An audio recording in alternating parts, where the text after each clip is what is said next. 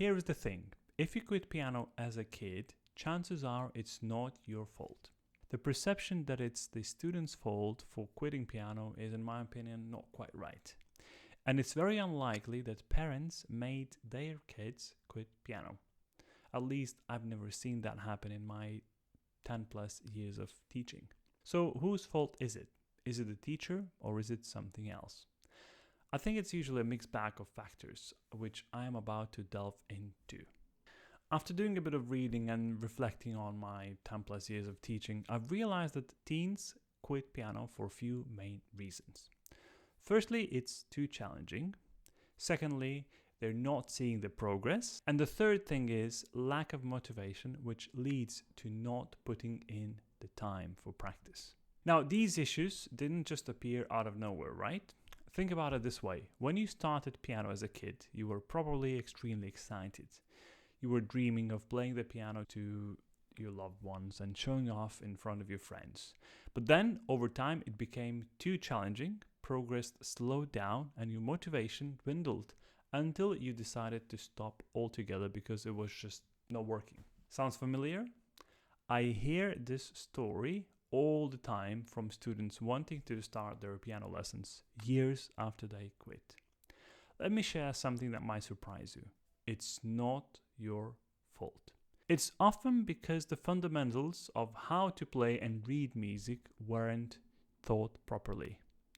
Let me explain this step by step. So time and time again, I see students who have played piano for a few years but still struggle to read music properly or take ages to read a few notes. Why? Because they were never taught the proper system of note reading. This makes learning piano pieces too challenging. Progress stagnates, motivation drops, and ultimately they quit piano altogether. Another reason you might have quit piano is poor wording and explanation of your homework. In other words, your teacher failed to explain what exactly you have to do. What do I mean? Well, here are two examples of weekly homework instructions. Example 1, piece A, give more character to it. It's gotta flow more. Perhaps think of greater dynamic amplitude. Example 2, piece A, the staccato notes in bars 1 to 5 should be shorter to strengthen the character. Bars 5 to 10 should have more legato in the right hand to provide better flow for the melody. In bars 11 to 12, play louder, forte, and in bars 13 to 14, play quieter, piano. Now, what's the difference between the two examples? Well, the first instruction is not clear.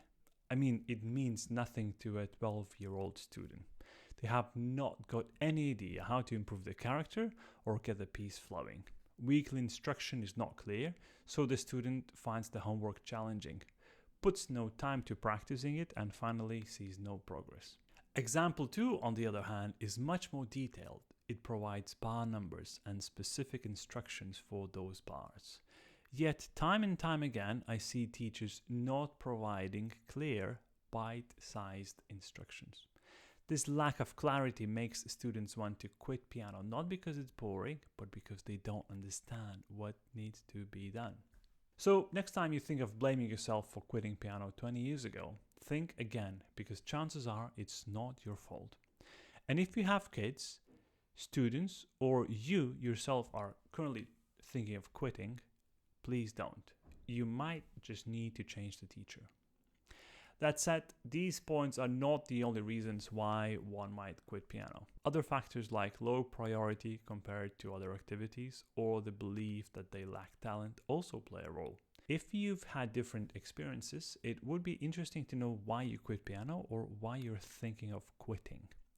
Please share your thoughts with me in the comment section down below. And for teachers who may end up watching this video, it's time to look at the business from a different angle. As for now, thanks for watching this video. Don't forget to subscribe to my channel. Stay tuned and I'll see you in the next video.